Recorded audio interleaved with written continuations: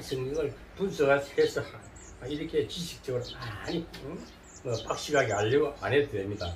마음으로 이해가 돼야 되고 생각으로 이해가 돼야 됩니다. 그래서 성경은 구약은 얻어왔던 제약된 죄에 물든 책이었고, 신약은 그 죄를 없이 해주는 것이 신약입니다. 그런데 이제 우리가 이 성경은 쭉 큰 틀을 봐야 돼. 항상 우리가 무슨 일을 해도 무슨 공사를 해도 그분을 하시도 설계도를 먼저 그리듯이 아웃돌 라인이 그려지고 그다음 세부적으로 다 이렇게 세부 내용을 이렇게 이제 이렇게 설계하듯이 성경도 그리 만들어졌어요. 창세기는 왜 창세기냐면 천지 창조할 때죠. 하나님 설계해서 세우는 짓는 것이요, 만드는 것이 창조한 역사죠. 창조 이후에 인류가 사람이 그 창조된 그 자연 세계를 이끌어가게끔 하나님 대리자가 아담. 사람이, 그러니까 우리는 하나님의 영감을 받아서 세상에서 건설자가 돼. 이렇게 세우고 부수기도 하고 새롭게 만들기도 하고. 그래서 우리는 하나님 대리자입니다. 대리인. 하나님 동역자잖아요. 하나님 쓰는 도구잖아요. 그러니까 하나님의 영을 받아 하나님의 일치된 삶을 이 땅에서 생활 가운데 하나님을 나타내는 거예요. 그러니까 우리가 거룩한 모습이 나타나야만이 우리가 멋있게 살고 잘 살고 기쁘고 이렇게 살아야 하나님 영광이지. 망하고 찌그러지고 깨어지는 것은 영광이 아니잖아요. 아프잖아요. 근데 우리는 다 망가지고 다시 살리신 하나님을 그 전능하신 하나님. 그 성경은 그걸 말하는 거예요. 그래서 이 설교는 그렇게 죽은 자를 살렸다. 살리신 예수, 살리신 하나님. 그걸 지금 나타내요. 그럼 우리 그렇게 살리는 하나님을 말하면 내가 살아나게 돼 있어. 근데 죽인다, 파괴시킨다. 그건 뭐냐? 마귀가 하는 짓이죠. 이 땅엔 두 가지 역사가 있는. 죽이는 역사가 있고 살리는 역사가 있습니다. 아무리 죽여놔도 살리신 하나님을 우리는 믿는 겁니다. 아멘. 그래서 성경은 이제 오늘 제가 계시록을 강의하기 위해서 하는 것인데, 계시록은 창세기의 제 마지막 성경 66권의 마지막 책입니다. 근데 요한 사도가 쓴 저자인데, 전체적으로 항상 우리는 이 보면은 성경을 볼 때나 설교를 할 때라든지 사람과의 관계든 어떤 거 이렇게 대중 앞에서 뭔가를 이렇게 선포할 때는 항상 큰 틀에서 생각해야 돼요. 이 동전적 영성이라고 해요. 동전적 세계관이라고 해요. 그 세계관이라는 것은 마음의 세계도 있고 보이는 이 세상에 보이는 피조 세계도 세계잖아요. 근데 마음의 세계, 보이지 않는 세계는 무궁무진한 겁니다. 그것이 하나님의 세계입니다. 그런 세계관이 돼야 합니다. 이 동전적 세계관이라고 해요. 동전적 세계관이라는 것은 그 안에 다 자료 안에 다 있어요. 동전적 세계관이라는 것은 통합적이고 전체적이고 그 다음에 온전적이라 해요. 전자는 온전하다는 것은 사람이 온전하고 상한 사람을 병든 자를 전인 구원했다. 전인이라는 것은 전체적인 구원을 말하는 거죠. 영혼과 육과 영혼육을 다 구원한 전인 구원에 대해서 온전이라는 글자가 들어가야 됩니다. 그래서 통전적, 통합적이고 전체적이고 총체적이면서 온전적인 온전적 세계관이라. 이 동전적 영성을 가져야만이 목회자는 이런 동전적 영안이 열려야 됩니다. 그 생각이 커야 돼요. 하나님과 같은 생각을 가져야 돼요. 하나님은 모든 것도 수용하고 관용하고 용서하고 그래서 다 해결해 주신 하나님. 목사라면 좀 아파도 참아야 되고 영적 지도자는 어떤 것을 구애를 받으면 안 됩니다. 용서와 사랑으로 때로는 정말 감당하지 못할 것도 감당하면서 가야 됩니다. 이 목회자의 길이고 외로운 길입니다. 이 주님이 가신 십자가의 길이라는 것입니다. 아멘. 그래서 우리는 오늘 또 제가 이 계시록을 강의합니다. 요약 설교를 합니다. 그러면은 오늘 여기서 우리가 구약과 신약에 있어서도 보면은 구약에는 모세를 주인공으로 세웠었죠. 구약에는 모세가 주인공이었어요. 모세가 이스라엘 백성들을 출애굽시키는 사건입니다. 억압당하는 백성을 끌어내는 지도자로 쓰임받았고, 신약에서는 바울이 쓰임을 받았어요. 최종적으로 바울이 예수님 이후에 바울이 12제자보다도 더 크니 12제자들은 그리고 베드로도 그렇게 내용이 짧아요. 베드로 저럴 수밖에 없잖아요. 그 사도행전에 보면 자기가 설교한 내용 3장이 나와요. 바울은 13권이나 썼어요. 그 다음에 야고보서, 요한일서, 요한일서에 있어 3서, 계시록도 이 또 서신서입니다. 편지거리입니다. 그래서 바울이 신약에서는 예수님의 실천, 보이지 않던 예수님이, 모세는 보이지 않던 그림자로서 모세를 통해서 예수님이 나타났고, 근데 신약에서는 예수님이 실제 오셨는데 부활한 증거를 다 안 믿었어요. 어떻게 그런 사실이 있는지 안 믿었는데 그것을 안 믿는 것을 믿게끔 하는 믿음을 심어주는 게 구원사역입니다. 그것을 바울은 실천적으로 예수는 이렇게 희생했어. 사실을 증거하는 것이 바울의 영성입니다. 그러니까 우리는 아는 것을 긴 것처럼 말할 줄 아는, 보이지 않는 것을 보이는 것처럼 증거하는 것이 바울 신앙입니다. 우리 바울서 쓴 다음에, 그 다음에 요한 사도도 1서, 2서, 3서 쓰고 요한 계시록을 썼는데, 그 위에 진짜 사복음서는 예수님의 한 행적을 사도들이 썼지만은 그 이후에 바울은 예수님을 수제자가 아니었어요. 속죄자가 아니었어요. 그러나 바울은 우리같이 영적으로 체험을 했어요.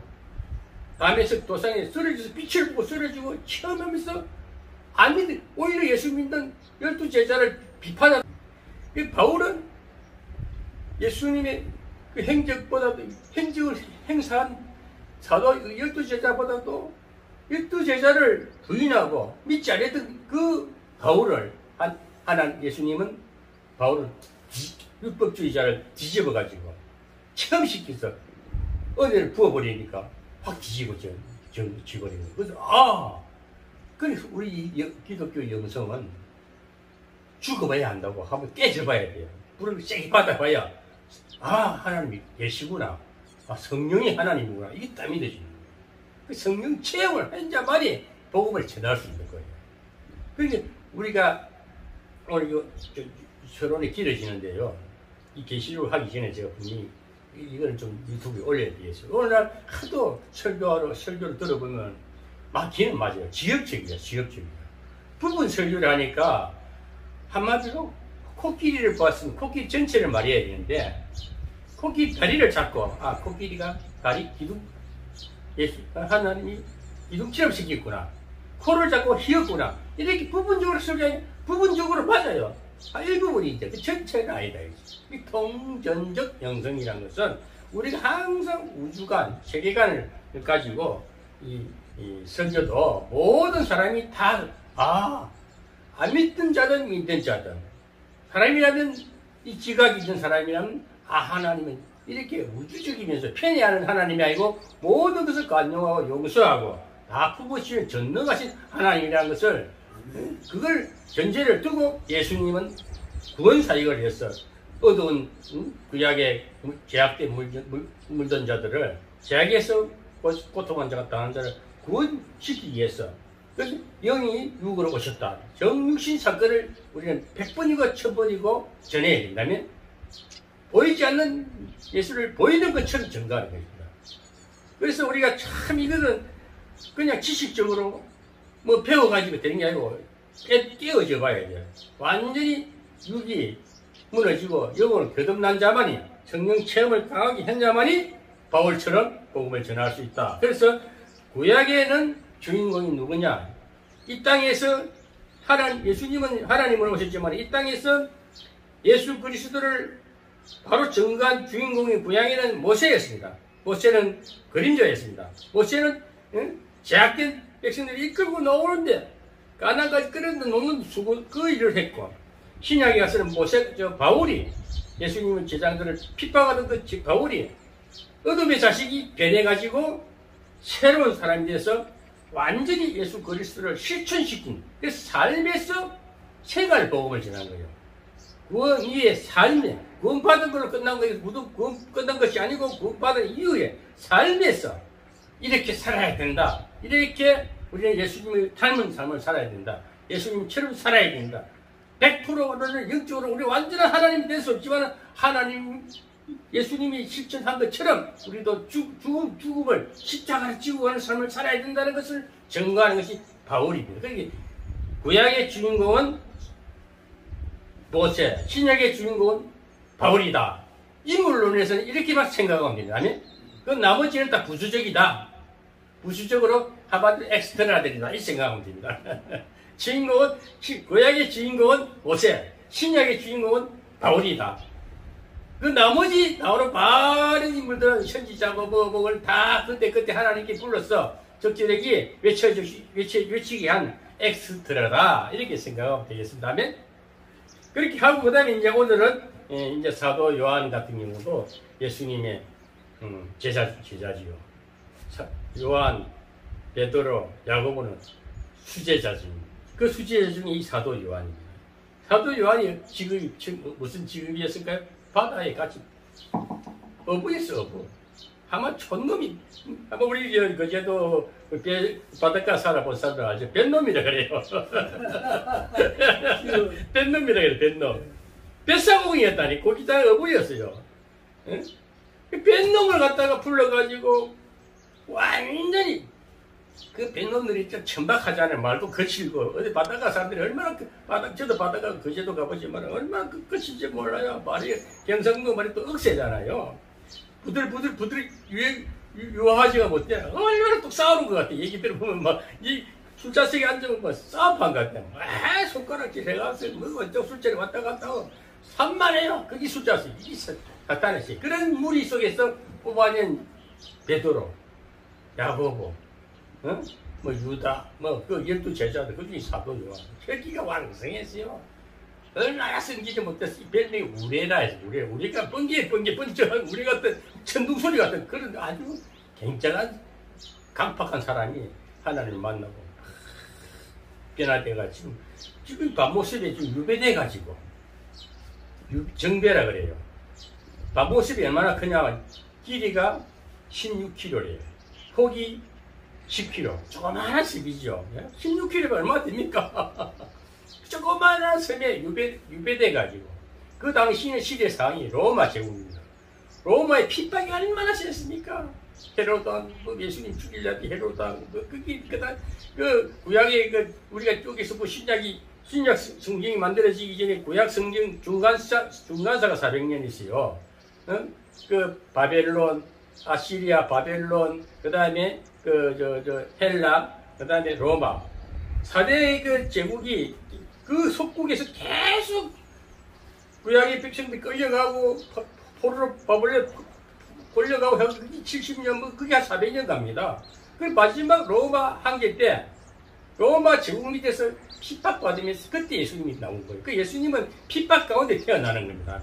그 시기적으로 하나님 400년 동안이란 암흑기를 통해서 예수님이 오실 걸 예비하신 것입니다. 그 성경은 그 대략적인 그런 중간사도 우리가 좀 알아야 됩니다. 중간에 그런 사역이 있었다는 거. 그래서 예수님이 오실 때 헤롯 왕이 헤롯 앞뿐 아니고 로마 제국 통치하에 있을 때에 복음이 막 예수님 오시기 때문에 그 예수님 부활한 정도로 막 이단이를 하고 그러잖아요. 엄청난 빛이 있고 은혜가 있고 진리가 있는 곳에는 어둠의 역사들이 가만히 있지 않아요. 악한 것이 더 난리를 칩니다. 우리 현실 세계에서도 보면 우리나라를 가만히 보면 저는 성경에 비춰서 하나님의 사역에 비춰서 보면은 대한민국에 복음이 들어가지고 엄청난 교회가 생기고 성전 목회자들이 많아지고 하니까 나라가 막 소용돌이 가운데서 이렇게 성장하는 겁니다.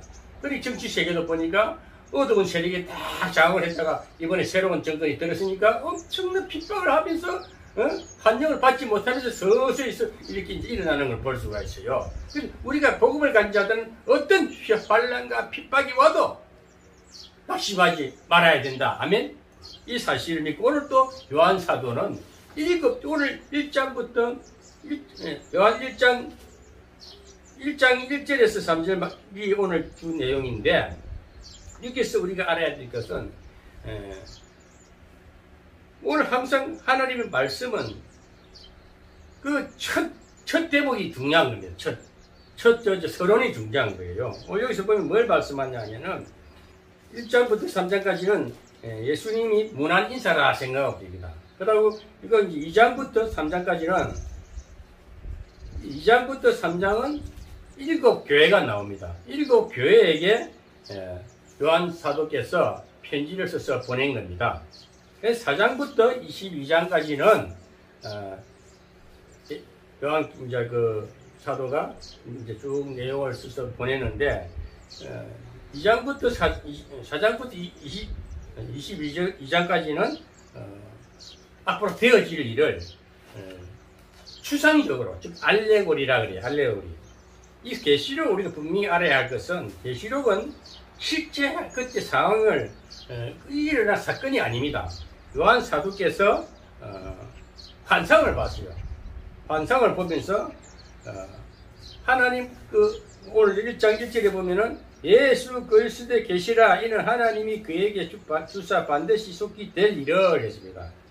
그 종들에게 보이시려고 그 천사를 그 종 요한에게 보내어 지시한 것이라. 그러니까 하늘의 천사가 요한을 통해 가지고 앞으로 이러한 일이 될 것이다 예측하는 거예요. 한마디로 예상. 그것을 환상에서 환상적으로 본 겁니다. 천사든 비가시적인 피조물이기 때문에 보이지 않습니다. 그래 요한은 밤모습에서 유배당에서 뭐하냐 하면은 하나님을 만나는데 천사를 만나요. 천사가 지시한 대로 받았습니다. 천사가 보여준 대로 쫙 쓰는 것이 4장부터 22장의 내용, 쭉 그 기록된 내용인데, 근데 이 땅에서는 그런 일이 없어요. 근데 다 되어질 일을 미리 환상으로 보여주는 겁니다. 그러니까 이 계시록을 우리가 환상으로 보고 앞으로 되어지고 막 이렇게 너희들이 지금 고통을 당하고 있고 하지만은 첫째 위로하고 격려하고 낙심하지 말라는 것이 계시록입니다. 아멘. 모든 성경은 그래요. 다 어렵습니다. 정말 살기 힘듭니다. 그러나 믿음으로 바라봐라. 내일은 괜찮아. 내일은 좋아져. 희망이 있어. 늘 이 하나님의 말씀은 예언입니다. 성경은 예언서에 전체로부터 소망의 메시지지 어때 이렇게 안 좋은 얘기하고 비판하는 게 아닙니다. 늘 잘할 수 있어. 가능성에 대해 자꾸 외쳐주는 것이 성경 말씀입니다. 오늘도 이 요한계시록에 내용은 딴 거 없어요. 그 당시에도 엄청난 핍박 가운데 있으니까 이제 성도들에게 7교회라는 것은 뭡니까? 여기 7교회가 나와요.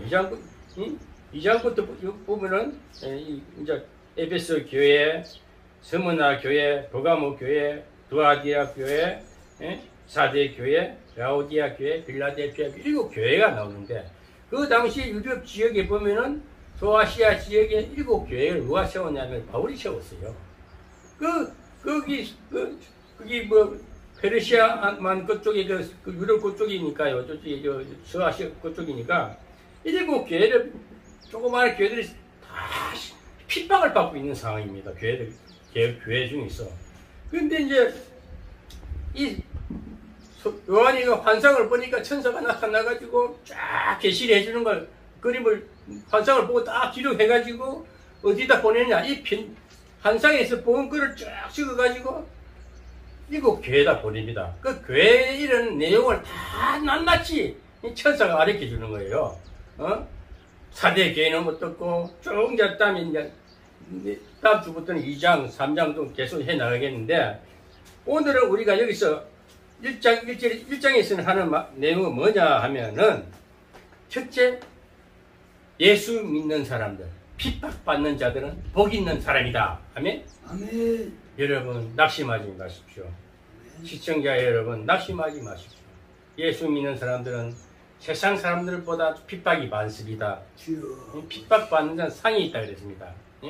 그리고 이 땅에서 부귀영화 그렇게 탐탁하게 생각하지 마십시오. 돈 좀 없어도 괜찮아요. 집이 없어도 괜찮아요. 삐까뻔쩍, 부귀영화 그거 없어도 괜찮아요.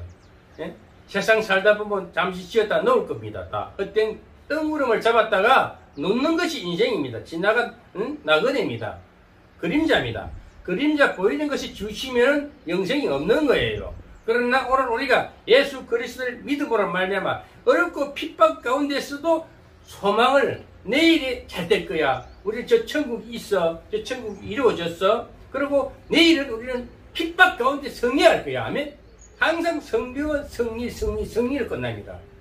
승리를 끝나는 거예요. 그 승리하게 되니까 오늘 이 바울 사도 요한은 뭘 말하느냐? 너희들은 복이 있는 자들이야. 예수 믿는 자는 복이 있고 핍박이 있어도 복이 있는 자야. 아멘. 오늘 복이 있는 사람입니다.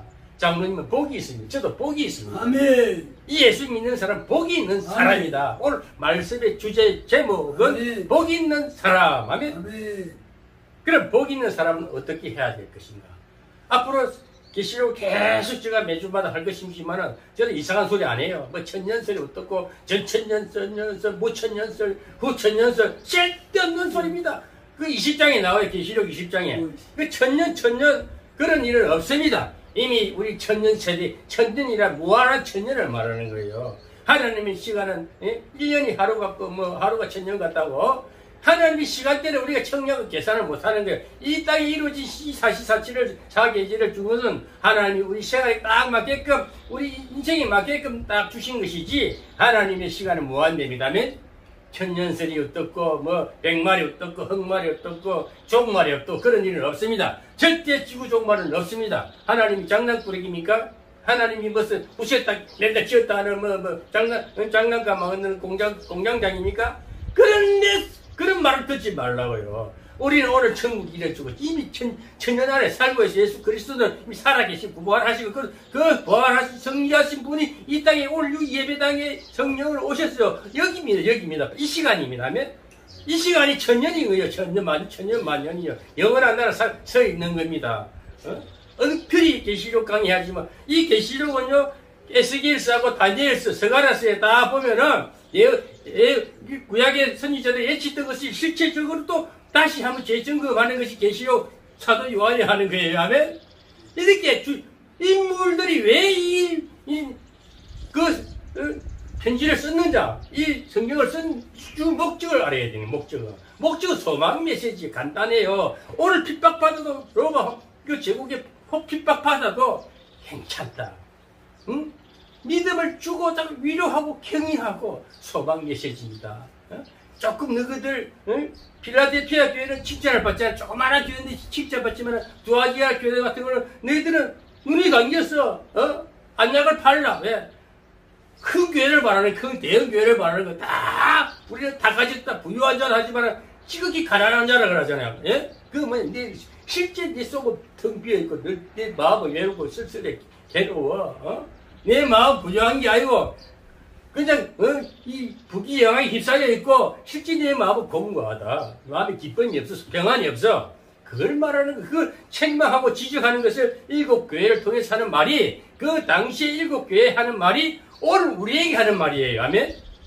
그 일곱 교회 성도들에게 하는 그 책망의 메시지가 오늘 우리에게 나에게 시청자 여러분들 마음에 그게 책망으로 들려져야 되는 거예요. 깨달음을 와야 되는 거예요. 아멘. 성경은 그걸 말하는 거예요. 지금 우리가 너희들이 낚시보고 있을 때 위로하고 격려하는 용기를 내고 소망을 가지고 낙심하지 말라. 소망의 메시지를 주는 것이 오늘 사도 요한이 그걸 말하는 겁니다. 그 사도 요한의 메시지가 오늘 저희를 통해서 우리 각자에게 들려져야 될 줄 믿습니다. 그러면 이 시대에 오늘 1장에서 뭘 말하나? 1장의 핵심 내용은 너희들은 복 있는 사람이야. 우리는 복 있는 사람이야.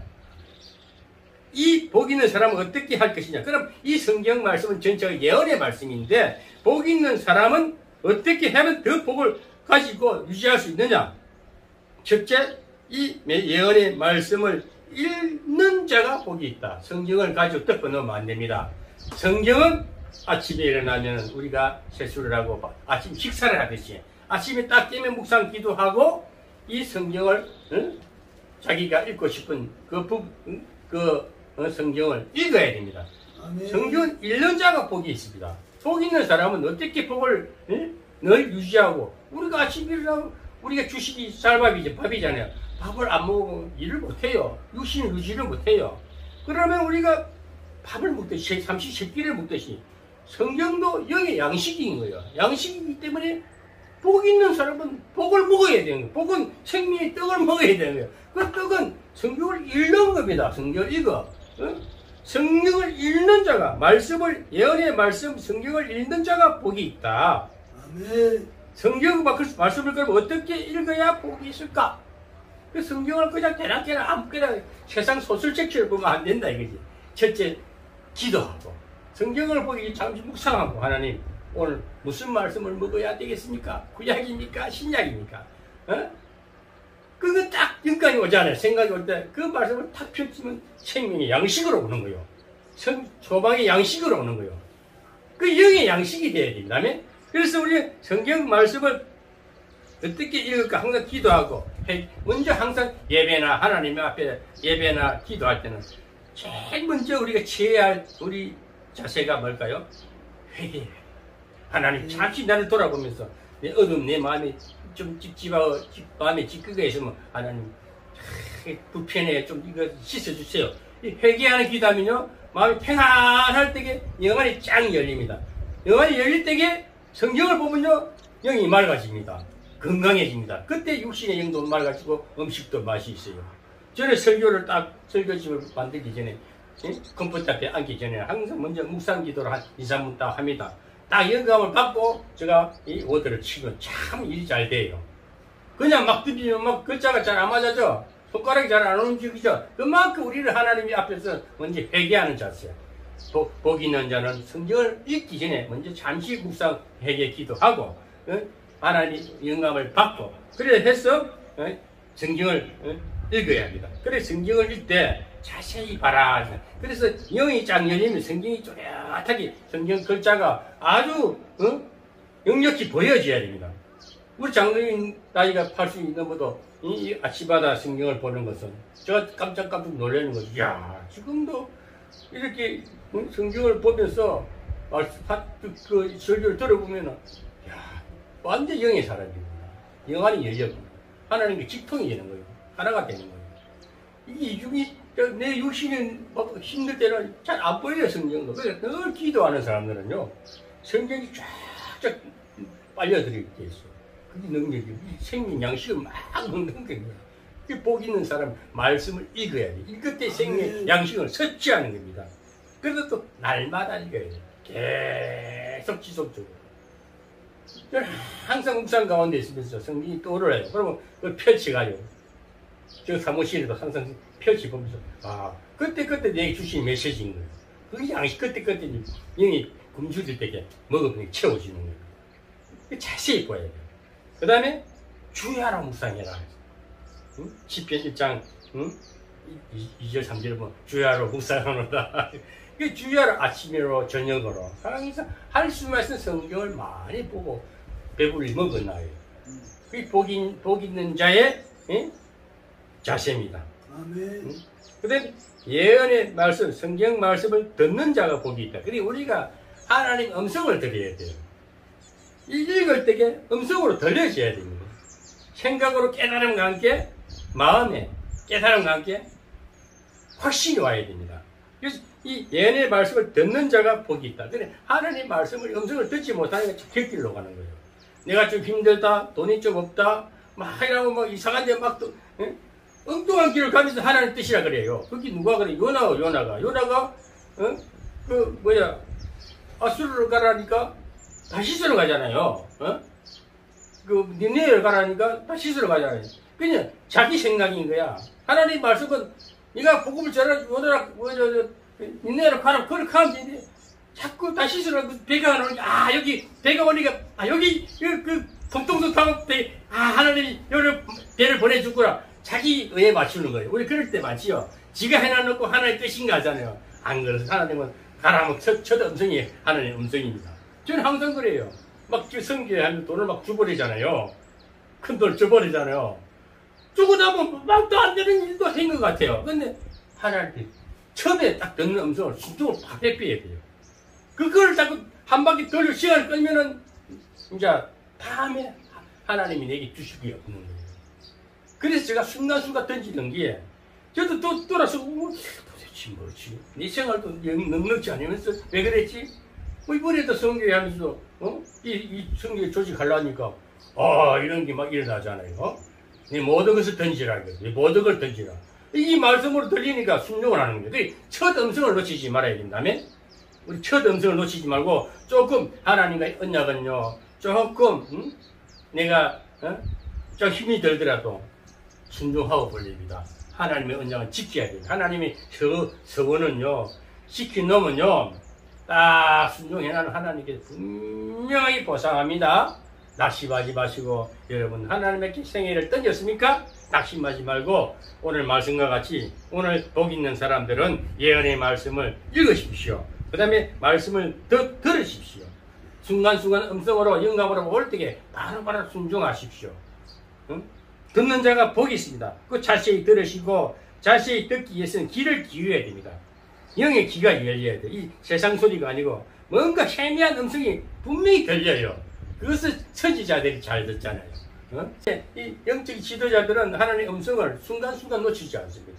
그 첫 음성을 딱 들을 때에 내 물질 내놔, 헌금해, 11조해, 던져하면 딱 던져버려야 돼요. 그걸 감당할 수 없는 거죠. 그걸 던져왔잖아요. 이번에도 성교회를 제가 하다 보니 제가 회장이니까, 대표니까. 대표가 뭘 기대하고 하면 안 됩니다.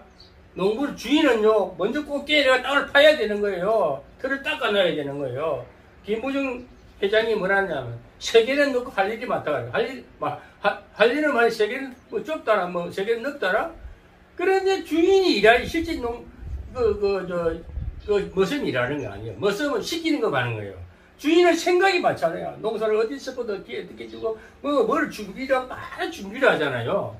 그렇게 해서 큰 기업을 이루듯이, 저도 이 에덴복지 성교회를 이루라니까, 내가 희생하지 않고, 내가 던지지 않고, 누가 해주기 바라면 안 됩니다.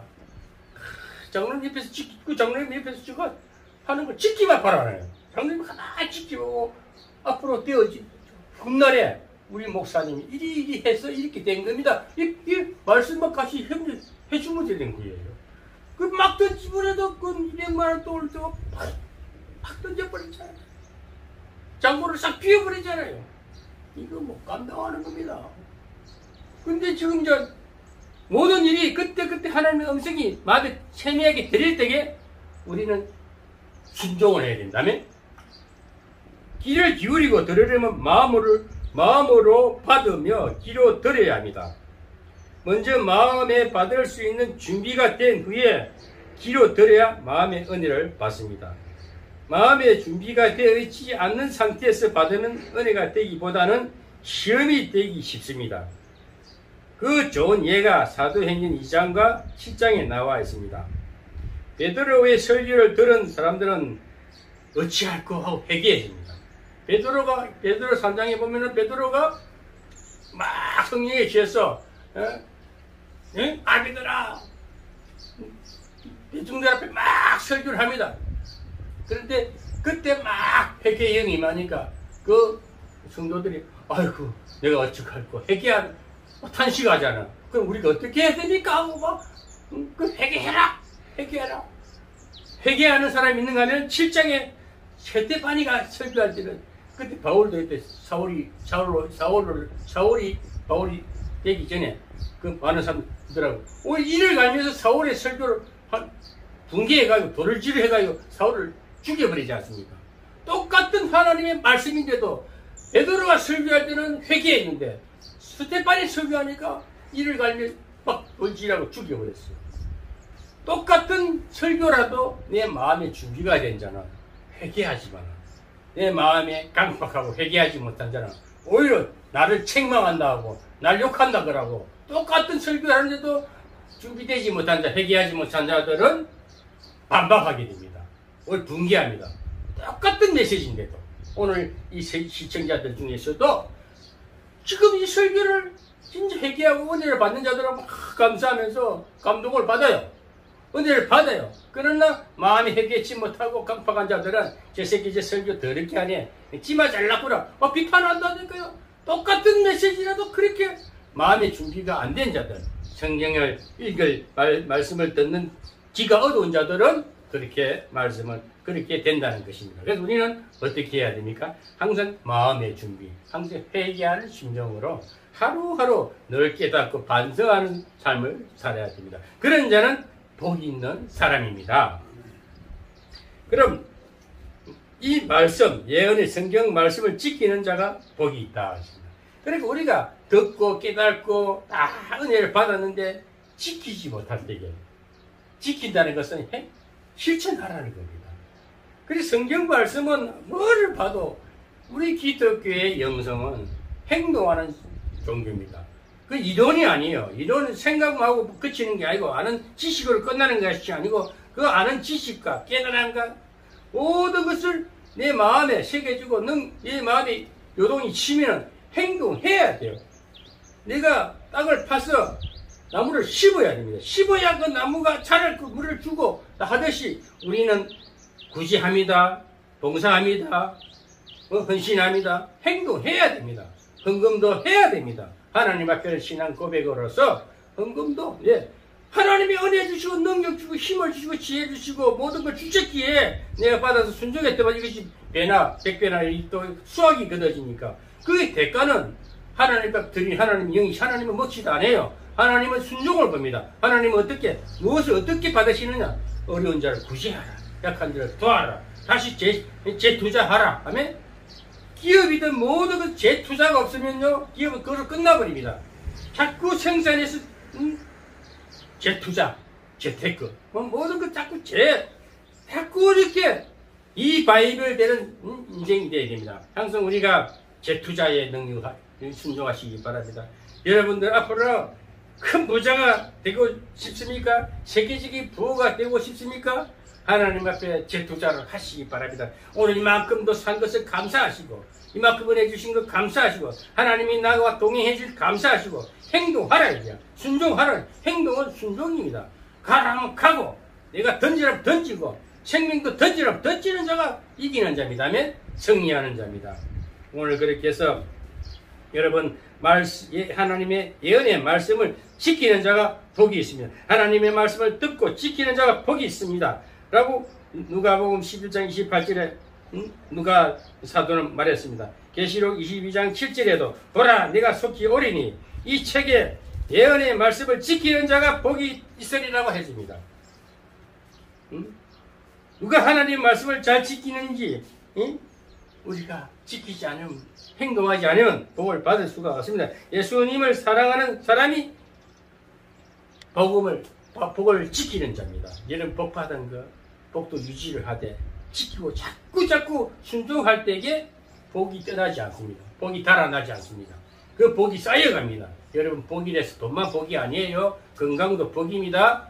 영육간의 복을 받아야 되고 생활의 복을 받아야 되고 손끝의 복을 받아야 되고 범사가 복을 받아야만이 그 복을 말씀을 지키는 자입니다. 다음에 예언의 말씀을 지키고 순종하는 자입니다. 오늘 그래서 우리는 계시록 1장에서 말하는 것은 계시록 전체 1장에서 22장에 해야 할 핵심의 말은 너희들 어디를 봐도 복 있는 사람이다. 아멘.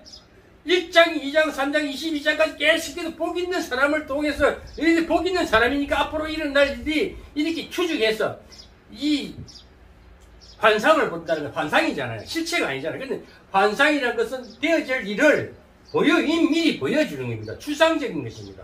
그 계시록을 그렇게 된다, 그것이 꼭 된다는 부분은 없어요. 안 될 수도 있습니다. 왜 이것을 지키지 않을 때에, 행동하지 않을 때에, 꼭 저는 에덴 복지 성계를 세워서 에덴 복지 영성재단을 만들 것이다. 이 꿈이 이게 뭡니까? 환상입니다. 항상.